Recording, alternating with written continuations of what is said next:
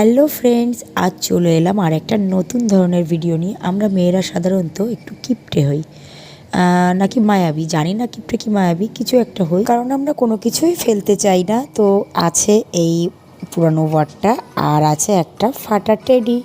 তো এর খুবই ভগ্ন দশা, দেখতেই পাচ্ছ, চারিদিক দিয়ে ফেটে টেটে একেবারে একাকার অবস্থা। তোর একটা চোখ আছে আর একটা চোখ নেই। তো এটাকে ফেলে দেবো, ফেলতেও কেমন লাগছিল, তো মাথায় চট করে একটা বুদ্ধি খেলে গেল। আর দেখতেই পাচ্ছ, এটার এখন আমি এই ফাটাটা দিয়ে একটা ব্যবস্থা করব। তো আমার হাতে যে এই পাশবালিশের অরটা আছে, এটার মধ্যে কিন্তু আমি এই তুলোগুলোকে আস্তে আস্তে ভরে নেব। তো ভরার আগে দেখতে পাচ্ছ একটু ছাড়িয়ে ছাড়িয়ে নিচ্ছি, মানে জিনিসটা একটু জমাট বাঁধা আটকা আটকা অবস্থায় ছিল। তো এটাকে আমি একটু ছাড়িয়ে ছাড়িয়ে নিচ্ছি। আর দেখতে পাচ্ছ, নিয়ে আমি তৈরি করে ফেলেছি একটা নতুন পাশ বালিশ। হ্যাঁ, নতুন নয়, পুরনো এখনও আছে। তো এর এই পাশটা একটা গোল আছে, দেখতে পাচ্ছ, গোল কাপড় দেওয়া।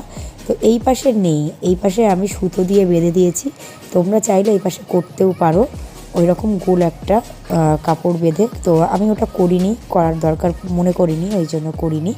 তো বালিশটাকে এখন পিটিয়ে পিটিয়ে সোজা করে নিচ্ছি, মানে সব দিকে যাতে গোল হয় আর পুরো একটা পাশ বালিশের আকার নেয়। তো দেখতেই পাচ্ছ আমার বালিশ রেডি। এবার এই বালিশটাকে আমি আর একটা পুরানো অড দিয়ে মানে আটকে দেব। এই কারণেই আটকাবো যাতে বালিশটা আরও মজবুত হয়, যেহেতু পুরনো ওয়ার্ড ছিঁড়ে যেতে পারে, সেই জন্য আমি এটা নিয়েছি। তোমরা চাইলে নিতেও পারো, নাও নিতে পারো।